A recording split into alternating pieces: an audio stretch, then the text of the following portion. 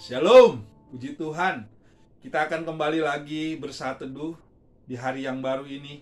Mari kita berdoa kepada Tuhan terlebih dahulu. Kami datang dan mengucap syukur kepada Allah kami di dalam Yesus Kristus dan Roh Kudus ketiga yang esa.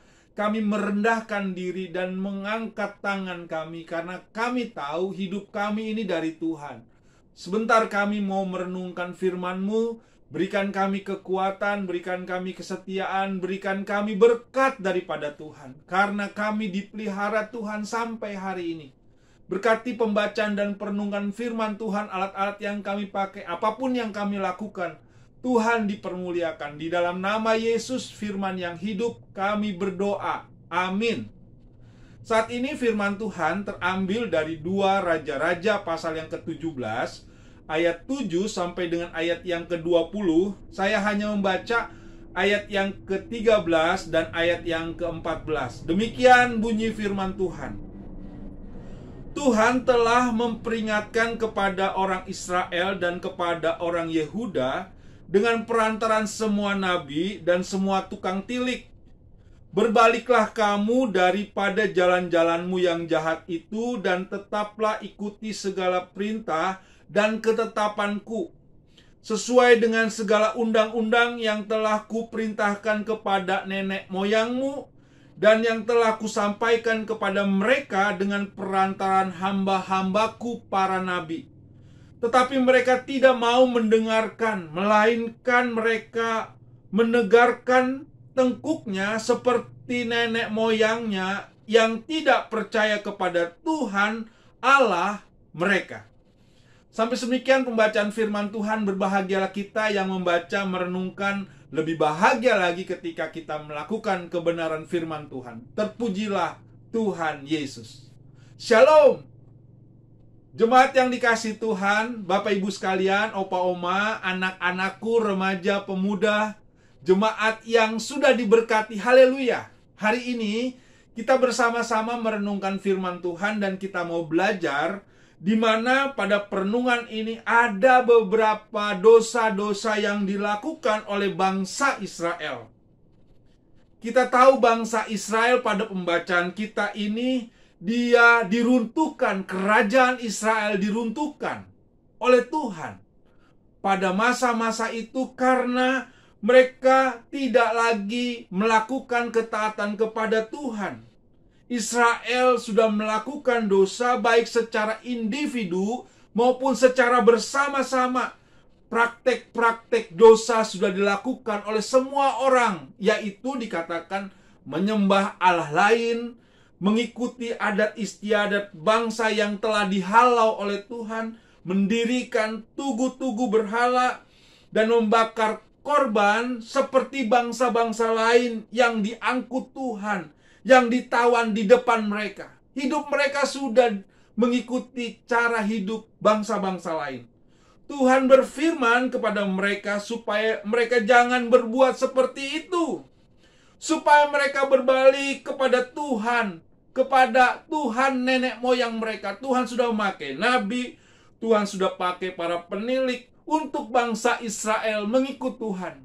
Bahkan dikatakan pada ayat ini, mereka tegar tengkuk, tidak mau berbalik kepada Tuhan, sehingga membuat sakit hati Tuhan. Melalui perenungan ini, apa yang mau kita pelajari dari perbuatan bangsa Israel? Yang pertama, perbuatan dosa makin hari makin parah.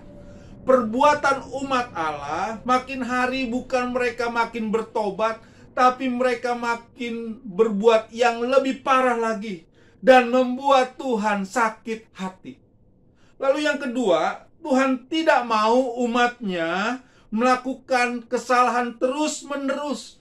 Ia mau umatnya mendengarkan Allah.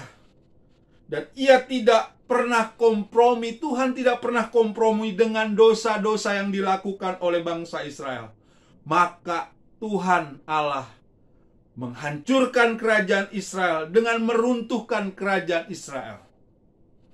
Bapak Ibu serta jemaat yang dikasihi oleh Tuhan, di sini kita melihat Alkitab membuka betapa lemahnya orang Israel sebagai umat Allah. Umat dihukum oleh Tuhan karena mereka tegar tengkuk, tidak mau tunduk kepada aturan Tuhan. Memang Allah memilih umat Israel karena Allah mengasihi umatnya. Dan Tuhan mengingat perjanjian kepada bapa-bapa leluhur mereka.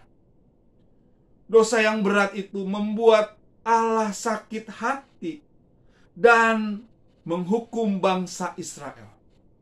Inilah akibat dosa yang dilakukan oleh bangsa Israel, dan dosa itu jugalah yang dimiliki oleh kita sampai hari ini. Oleh sebab itu, Tuhan Allah mengutus Kristus ke dalam dunia ini supaya orang yang berdosa memiliki keselamatan. Kristus yang mati di atas kayu salib itu adalah bukti kasih Allah buat umat Tuhan. Karena umat Tuhan tidak bisa dengan kuasanya untuk datang kepada Tuhan. Hanya melalui Kristuslah yang turun ke dunia ini. Usaha baik manusia belum tentu menyelamatkan manusia itu. Karena karya Kristus yang melakukan itulah, maka manusia mendapatkan keselamatan.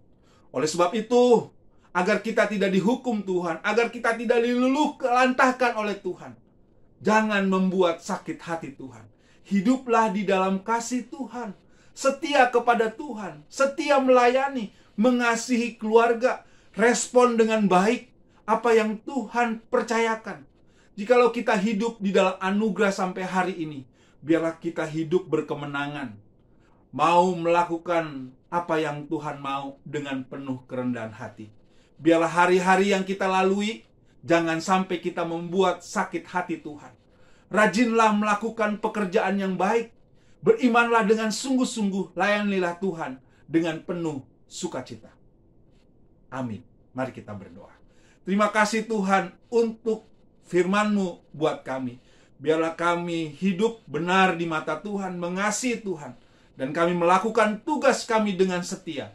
Kami yakin Tuhan terus memperhatikan kami dengan hidup yang Tuhan anugerahkan. Berkati hidup kami, berkati keluarga kami, berkati pekerjaan kami, berkati apa yang kami lakukan, karena kami yakin Tuhanlah penolong kami. Di dalam nama Yesus kami serahkan doa ini. Haleluya. Amin. Tetap semangat. Tuhan Yesus memberkati kita.